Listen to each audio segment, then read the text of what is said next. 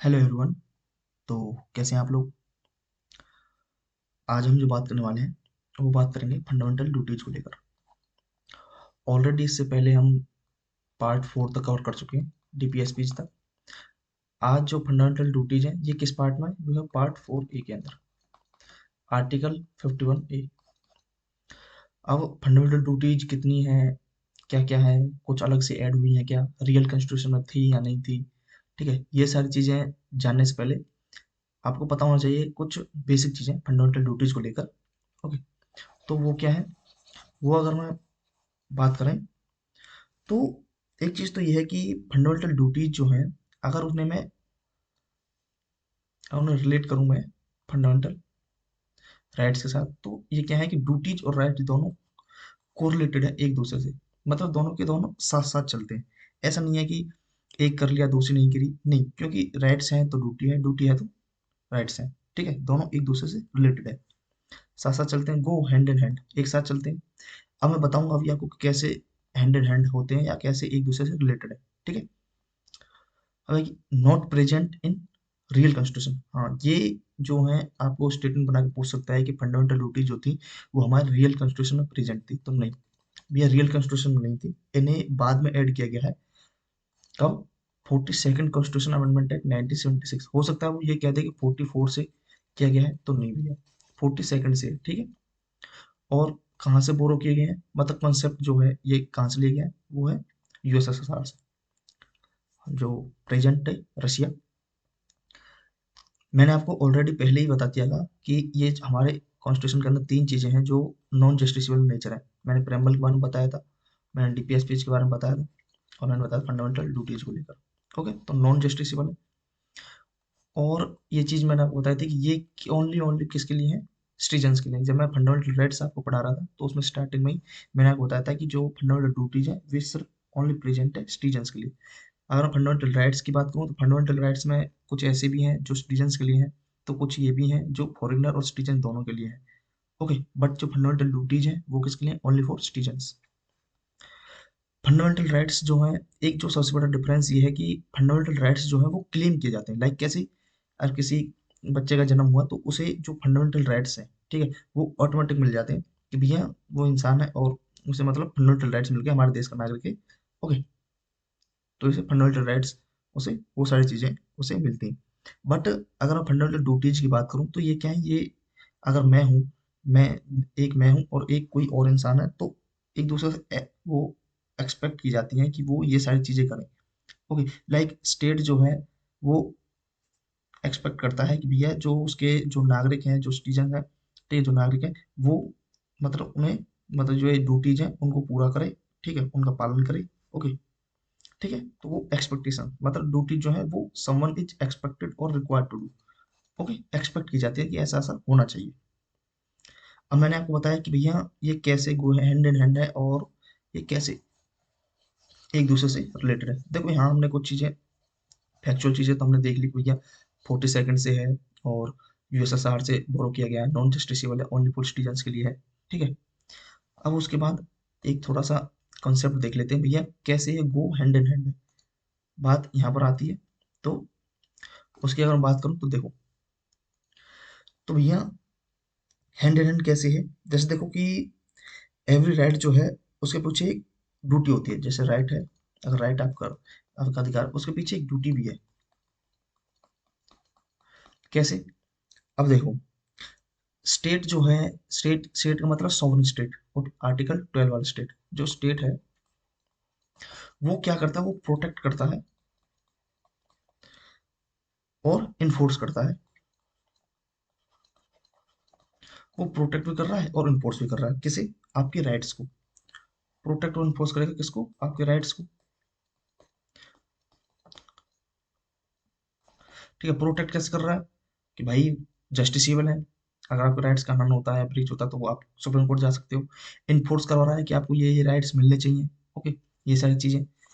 अब जब स्टेट आपकी इतनी सारी चीजें कर रहा है, आपको मतलब जो राइट्स हैं, जो आपके फंडामेंटल राइट्स हैं, उनको प्रोटेक्ट भी कर रहा है, इन्फोर्स भी करा रहा है, तो उसकी भी तो कुछ ना कुछ भैया डिमांड होगी, उसका भी तो कुछ ना कुछ रिक्वायरमेंट होगी कि भैया जो जो ये ड्यूटीज हैं, ठीक है, या फिर जो सिटीजन्स जो हैं, ठीक है, वो क्या करे, वो रॉयल रहे, वो क्या करे, सॉरी, ये लॉयल रहे, लॉयल रहे किसके लिए, स्टेट के लिए।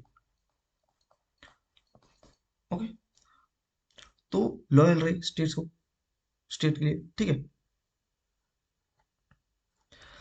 तो अब देखो, अब लॉयल रहे स्टेट के लिए, तो इसका मतलब क्या है कि एक सिटीजन है, उसके पास दोनों राइट्स और जो ड्यूटीज हैं वो दोनों साथ साथ चलती हैं। कि भैया अगर उसके इनपुट वो, लाइक अगर उसके राइट्स हैं साथ के साथ, ठीक है, स्टेट इन्फोर्स करा रहा है, तो वो साथ के साथ वो जो स्टेट है उसके प्रति लॉयल भी है। ओके, लाइक अगर जो हमने फंडामेंटल ड्यूटीज के अंदर बता दिया कि भैया नेशनल फ्लैग हो गया, नेशनल सॉन्ग हो गया, ठीक है, उसका सम्मान भी करना, तो उनका सम्मान भी करता है, ठीक है।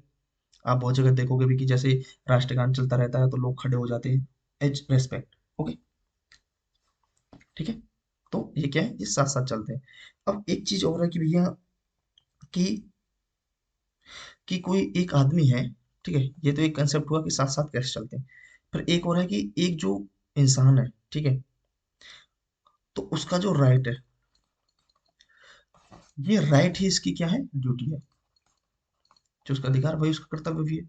कैसे, जैसे देखो, हमारे फंडामेंटल राइट्स के अंदर, ओके, हमें राइट टू लाइफ है, जीवन जीने का अधिकार है। और जीवन जीने का अधिकार है, तो इसका मतलब ये नहीं है कि वो अपनी लाइफ जो है वो खुद ही बर्बाद कर दे, या फिर लाइक वो एक्सपोज कर दे अपनी लाइफ को, डेंजर में डाल दे या खतरे में डाल दे, ठीक है। तो ये इस चीज के ऊपर ऑब्लिगेशंस लगाए जाते हैं कि नहीं भाई, आपको जीवन जीने का अधिकार है, पर इसका मतलब ये नहीं है कि आप लाइफ कहीं भी खतरे में डालो, ठीक है। तो ये क्या है, ये उसकी ड्यूटी है, आपका कर्तव्य है कि आप अपनी लाइफ अपने डेंजर में नहीं ले जा सकते, ठीक है। आपको राइट है कि राइट टू लाइफ का राइट तो है ही, बट उसे खतरे में डालने का राइट नहीं है। मतलब ये आपकी ड्यूटी है कि आप अपनी लाइफ को बचा कर रखें, ओके, ठीक है, उसे खतरे में ना डालें। तो ये मैंने आपको दो चीजें बता दी, ठीक है, कैसे कैसे गो हैंड इन हैंड कैसे चलती हैं। और जो है, एक इंसान का जो राइट है वही उसकी ड्यूटी भी है। तो ये चीजें आपकी हुई। अब हम बात करते हैं कि फंडामेंटल ड्यूटीज के बारे में कुछ पढ़ते हैं, ठीक है, फिर उनके बाद थोड़े से उनके फीचर्स के बारे में और उनके क्रिटिसिज्म के बारे में बात करेंगे। ओके, तो पहले हम किसके बारे में बात करते हैं, पहले हम बात करते हैं कि according to article 51A, it shall be the duty of every citizen of India, उनकी ड्यूटी होनी चाहिए, कर्तव्य होना चाहिए, क्या होना चाहिए कर्तव्य उनका। अगर बात करें हम कर्तव्य की, तो सबसे पहली ड्यूटी क्या है, देखो टोटल, अगर मैं एक चीज और बताऊं कि स्टार्टिंग में ये कितने थे, स्टार्टिंग में सिर्फ 10 थे, उसके बाद इसे ऐड किया गया है एक और कॉन्स्टिट्यूशन अमेंडमेंट के थ्रू, ठीक है। तो उसके बाद ये 11 है, टोटल कितनी ड्यूटीज है फंडामेंटल ड्यूटीज, वो 11 है। ओके, हम बात करेंगे कौन सी जो है 11वीं जो थी वो ऐड की गई है। ओके, स्टार्टिंग में बात करते हैं 10 के बारे में। तो भाई फर्स्ट क्या है फंडामेंटल ड्यूटी, कि to avoid by the constitution and respect its ideals institutions और नेशनल फ्लैग, नेशनल एंथम। कि भैया जो हमें जो कॉन्स्टिट्यूशन है उसका पालन करना, उसकी रेस्पेक्ट करनी है, ठीक है, उसके जो आइडियल्स हैं, लाइक संस्थाएं हो गई, राष्ट्रध्वज हो गया, राष्ट्रगान हो गया, उसके प्रति भी रेस्पेक्ट दिखानी है, उनकी रेस्पेक्ट करनी है। दूसरा क्या, दूसरा ये है कि हमारे जो आइडियल्स हैं जो इंस्पायर्ड थे, like national struggles for freedom के लिए, ठीक है, तो जो प्रेरित करने वाले जो आदर्श हैं, तो उनको उनका पालन करना चाहिए। ओके, दूसरा है, नेक्स्ट है उसके बाद थर्ड, कि to uphold and protect the sovereignty unity integrity of India. कि भैया संप्रभुता हो गई, एकता हो गई, इंटीग्रिटी हो गई, मतलब अखंडता हो गई, उसकी सम्मान करना चाहिए। ओके, तो इंटीग्रिटी और उसे बनाए रखना चाहिए, अक्षुण्ण रखना चाहिए। उसके बाद नेक्स्ट है, defend the country and render national services when called up to do so. तो भैया इसमें क्या है कि हमें एक तो है कि हमारे देश की रक्षा करनी चाहिए, दूसरा ये है कि बहुत बार क्या होता है कि जैसे आपने काफी टाइम पहले, मतलब अगर जैसे आप अपने बुजुर्गों के साथ बैठोगे तो वो कहेंगे कि भाई पहले क्या होता था कि आर्मी वाले खुद ही पुलिस वाले हो गए या आर्मी वाले हो गए, तो पहले ऐसे ही बच्चों को पकड़ के ले जाते थे कि चलो भर्ती होने। तो अब फिलहाल क्या दिक्कत है कि अगर कभी ऐसा लग जाए कि इमरजेंसी आ जाए कुछ, या हमला हो जाए, और आर्मी अगर ये बोले कि भैया हमें और बंदूक जरूरत है, तो हमें उसके लिए जाना पड़ेगा, मतलब अगर बुलाए तो हमें वो जाना पड़ेगा, मतलब बुलाए जाने पर हम राष्ट्र की सेवा के लिए मतलब प्रेरित रहेंगे, सबसे आगे चलेंगे। ओके, तो वो सारी चीजें इसमें है।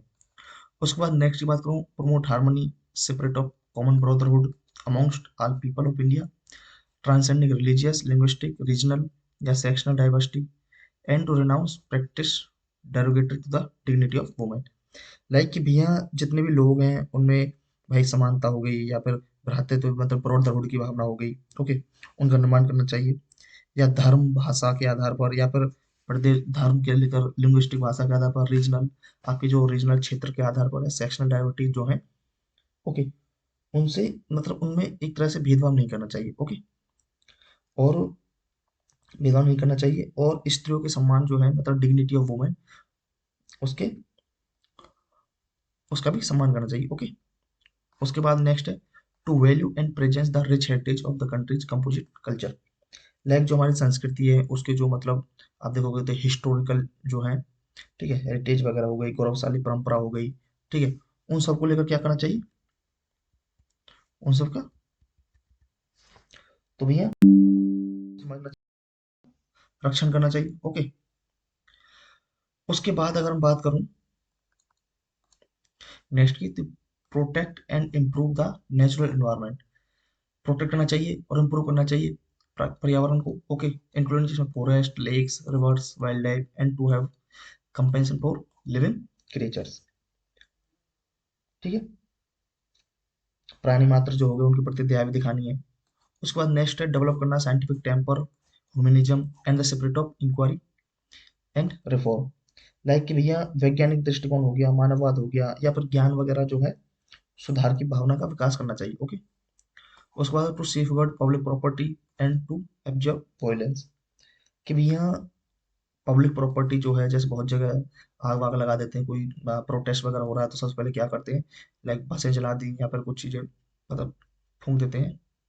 ओके, जैसे आर्मी का भी हुआ था, आपको पता होगा, तो उसमें क्या क्या था, बाइक वगैरह गाड़ी वगैरह जला दी। तो पब्लिक प्रॉपर्टी का जो है उसकी रक्षा करनी है भाई, मतलब सुरक्षित रखना है उसे, और हिंसा से दूर रखना है, अवॉइड वायलेंस। उसके बाद नेक्स्ट है to strive towards excellence in all spheres of individual and collective activity. Like कि भैया व्यक्तिगत हो गई, कलेक्टिव इंडिविजुअल, या फिर कलेक्टिव, या फिर सामूहिक रूप से जितनी गतिविधियां हैं, उनमें मतलब हमें एक्सीलेंस दिखाना है, आगे तरफ बढ़ना, और सभी क्षेत्रों में। ओके, जिससे क्या होगा कि राष्ट्र जो है आगे निरंतर बढ़ता रहे, अचीवमेंट्स वगैरह में उपलब्धियां वगैरह, नई नई उपलब्धियां बढ़ती रही, हम आगे बढ़ते रहे, मिलते रहे। ओके, उसके बाद ये है 11th जो ऐड किया गया है भाई, 86 कॉन्स्टिट्यूशन अमेंडमेंट एक्ट 2002। इसमें क्या है, टू प्रोवाइड करना opportunity for education child and ward between the age of 6 to 14, 6 to 14 के लिए। ओके, मतलब 6 से 14 वर्ष की उम्र के अपने बच्चे जो हैं उनको शिक्षा वगैरह, शिक्षा के अवसर उपलब्ध कराना, ये सारी चीजें। ओके, 86 कॉन्स्टिट्यूशन अमेंडमेंट एक्ट से ऐसे ऐड किया गया है।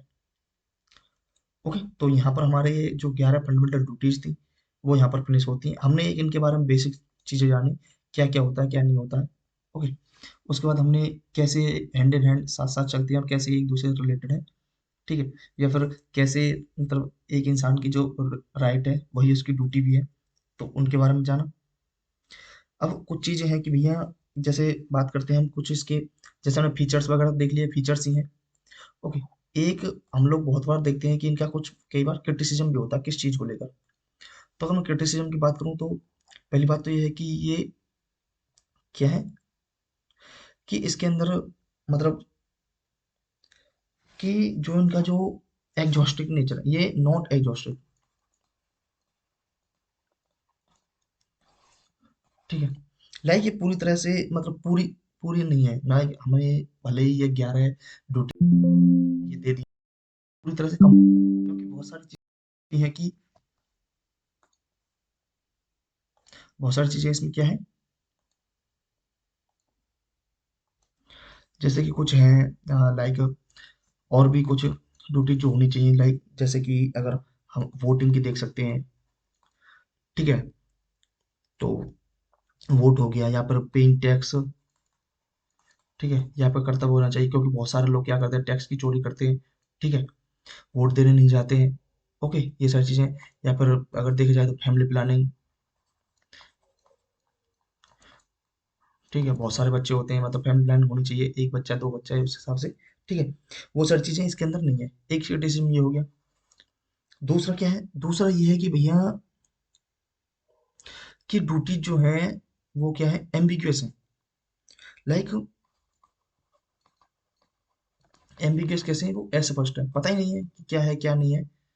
ठीक है, अस्पष्ट है, मतलब आम जो नॉर्मल पीपल है उनके लिए मतलब समझने में कठिन है। ओके। उसके बाद थर्ड ये है, थर्ड तो इसकी अगर क्रिटिसिज्म में देखा जाए तो वो नॉन जस्टिसबल हम ला सकते हैं। ठीक है, नॉन जस्टिसबल हो गया। उसके बाद उसके बाद क्या होगा, उसके बाद है कुछ जो क्रिटिसिज्म करते हैं कुछ। ठीक है, वो ये कहते हैं कि भैया इसे अगर हमने इसमें पार्ट 4A में अगर हमने ऐड किया है ना, इसे पार्ट 4 में, ठीक है, तो यही इसका मतलब जो इसके जो महत्व है, इम्पोर्टेंस जो है,